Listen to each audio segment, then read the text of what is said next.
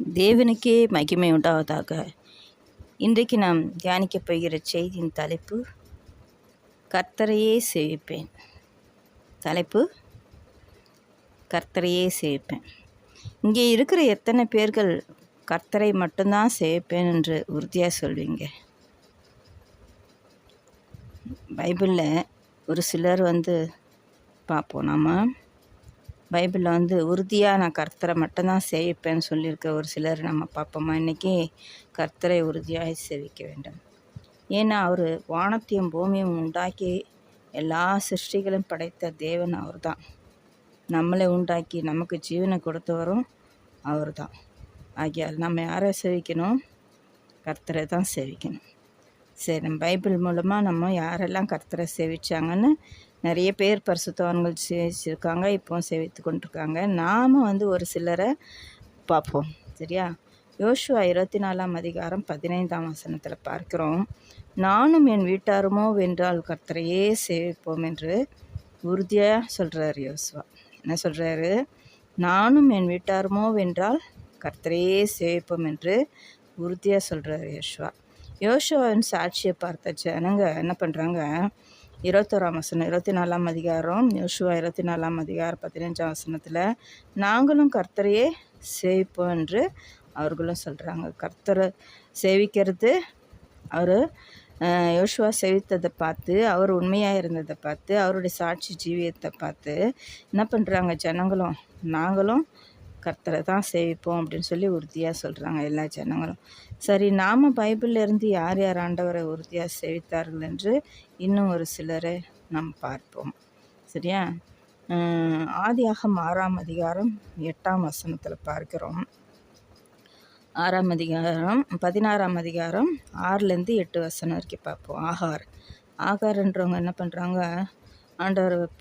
ஆண்டவர் அவங்கள கண்டு பேசுகிறாரு. ஆகார் அவங்க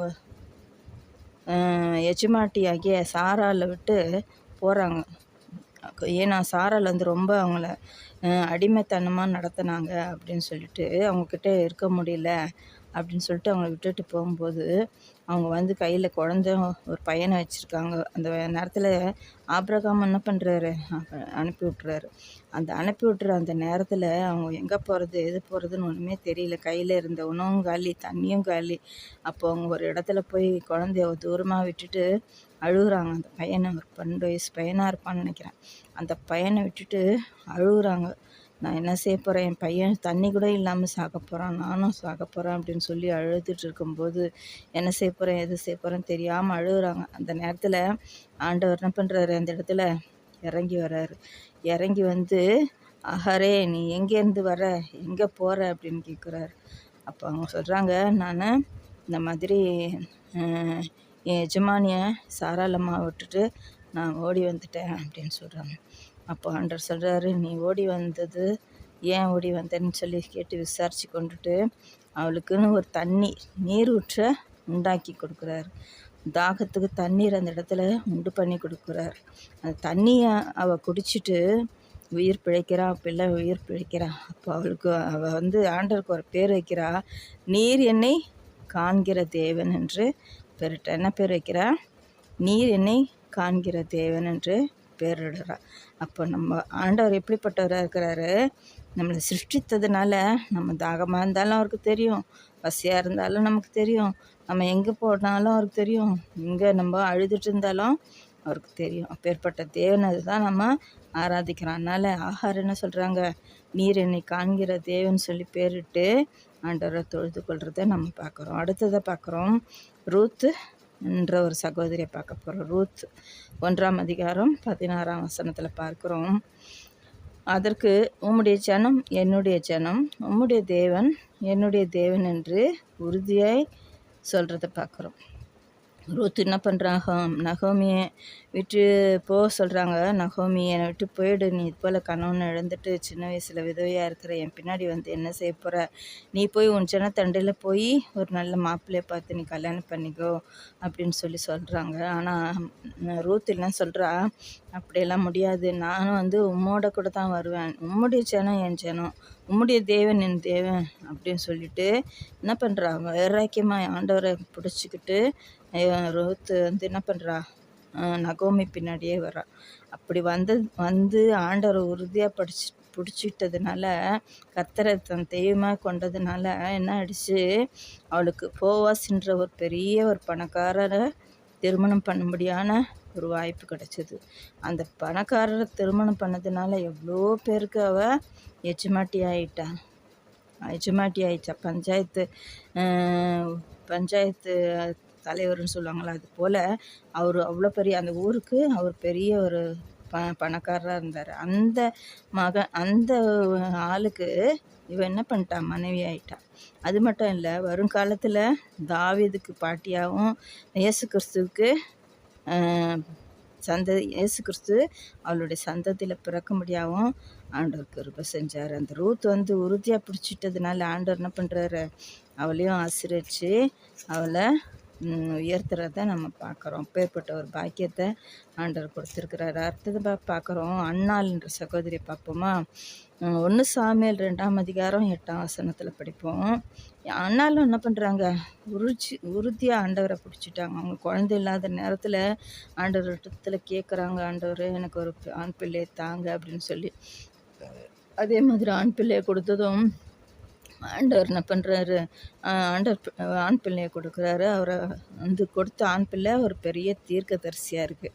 அப்போ ஆண்டவர் கேட்டதை கொடுத்தாரு, நம்மளோட நெந்தியை மாற்றினாரு, என் சிறுமியை மாற்றினாரு அப்படின்னு சொல்லி அண்ணாலாம் சொல்கிறாங்க. அவர் சிறியவனை புழுதியிலிருந்து எடுத்து எளியவனை குப்பையிலிருந்து உயர்த்துகிறார் என்று சொல்லி உயர்த்தி பேசுகிறாங்க.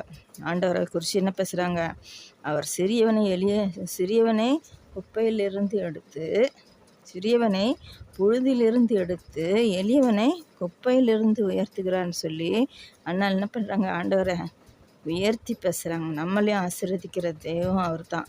நம்மளை ஆசீர்வதிக்கிற வேறு தெய்வம் இல்லைன்றத அண்ணா வந்து புரிஞ்சுக்கிட்டாங்க.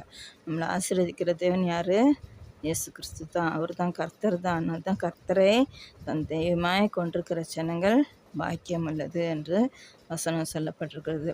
அடுத்தது நம்ம பார்க்க போகிறது எலியான்றவர் தீர்க்கதரிசி ஊழியக்காரரை. எலியான்றவரை நம்ம பார்க்க போகிறோம். எலியா 1 ராஜாக்கள் 18ஆம் அதிகாரம் 37லேருந்து 39 வரைக்கும் நம்ம படித்தோம்னா ஒரு சவால் விடுறாரு. அங்கே என்ன சவாலுன்னு பார்த்தோம்னா, அந்நிய தேவனை தேடுறவங்க, ஏசப்பாவை தேடுறவங்க 2 கூட்டத்தார்.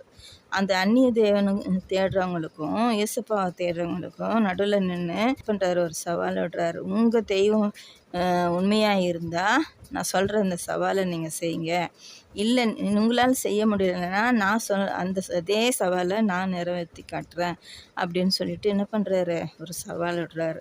அப்படியே சவால் விட்டப்புறம் ஒரு பெரிய ஒரு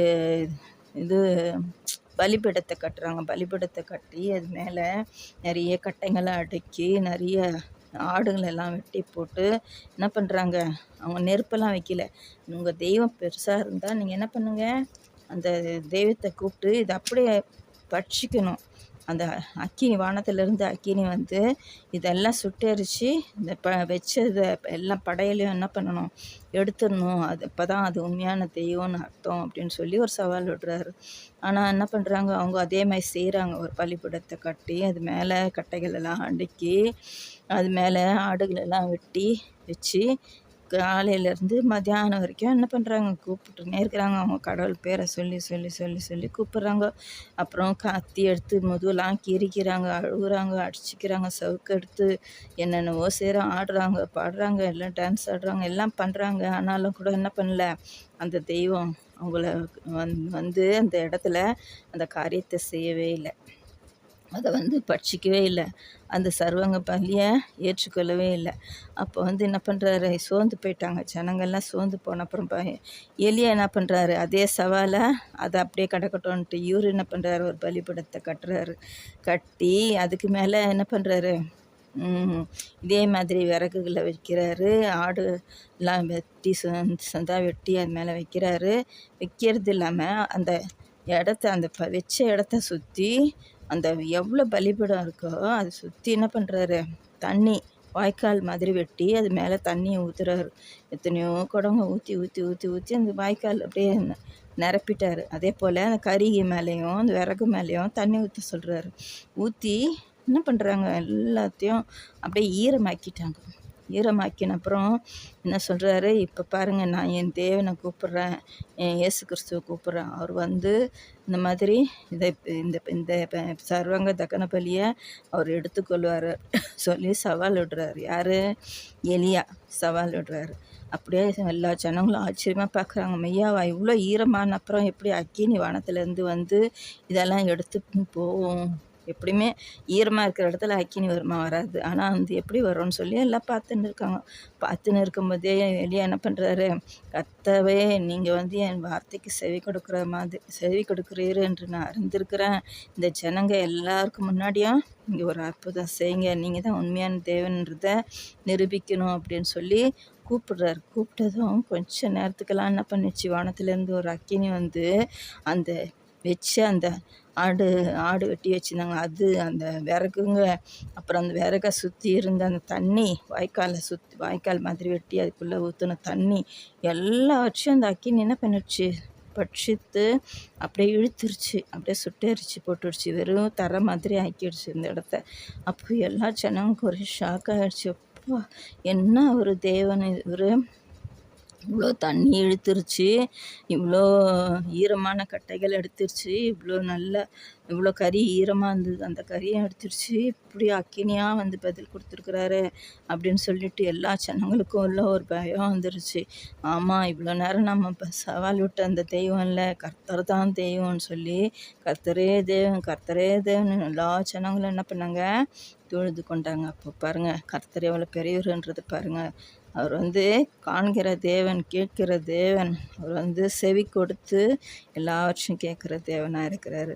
அதனால் நாமளும் என்ன பண்ணோம், கர்த்தரை தெய்வமாக ஏற்றுக்கொள்ளணும். சரி, இன்னும் ஒருத்தர் 2 பேரை கூட பார்ப்போமா நம்ம. அடுத்ததா தாவீதுன்றவரை பார்ப்போம். தாவீது சொல்கிறாரு, சங்கீதம் 33:12, கர்த்தரை தன் தெய்வமாய் கொண்ட ஜனங்கள் பாக்கியம் உள்ளது. கர்த்தரை நம்ம தெய்வமாக கொண்டிருக்கிறோம்னா நம்ம எப்படிப்பட்டவங்களாம், பாக்கியம் உள்ளவங்க அப்படின்னு சொல்லப்பட்டிருக்கிறது.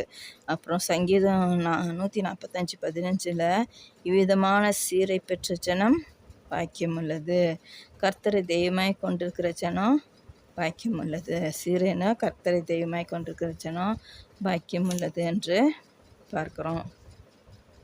அடுத்தது யோபு குறித்து கூட நம்ம பார்ப்போம்.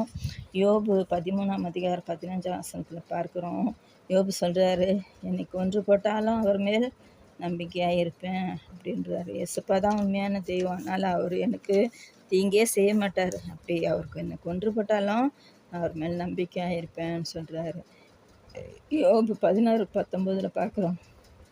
என்னை குறித்து சாட்சி பகிர்கிறவர் உன்னதங்களில் இருக்கிறார், அதாவது உன்னதங்கள்னால் பரலோகத்தில் இருக்கிறாருன்னு சொல்லி சாட்சி கூற இருக்கிறார். அது மட்டுமல்ல, நம்முடைய மத்தியில் கூட இப்போ ஏசப்பா என்ன பண்ணுறாரு, இருக்கிறாரு. சரியா, யோபு 19:25-27 கூட பார்க்குறோம். யோபு சொல்கிறாரு, என் மீட்பர் உயிரோடு இருக்கிறார், அவரை நான் பார்ப்பேன், அந்நிய கண்கள் அல்ல, என் கண்களையே அவரை காணும் என்று நம்புகிறார். அன்னைய கண்கள் அல்ல, என் கண்ணே நான் பார்ப்பேன், என் கண்ணாலே இயேசு கிறிஸ்துவை நான் பார்ப்பேன்றார். அது போலவே தான் நாமும் இயேசுவை நம்பணும், அவரையே சேவிக்கணும். அப்போ தான் எந்த சூழ்நிலையாக இருந்தாலும் அவர் காப்பாற்றுவார். இயேசப்பாவை மட்டும் உறுதியாக பிடிச்சிக்கோங்க, அவர் நம்மை ஆசீர்வதித்து உயர்த்துவார். சரியா, சங்கீதம் 16:4 பார்க்குறோம், அந்நிய தேவனை பின்பற்றுகிறவர்களுக்கோ வேதனை பெருகும். அந்நிய தேவனை பின்பற்றுகிறவர்களுக்கு வேதனை பெருக்கும் என்று பார்க்கிறோம். சங்கீதம் 139:24 பார்க்கிறோம்.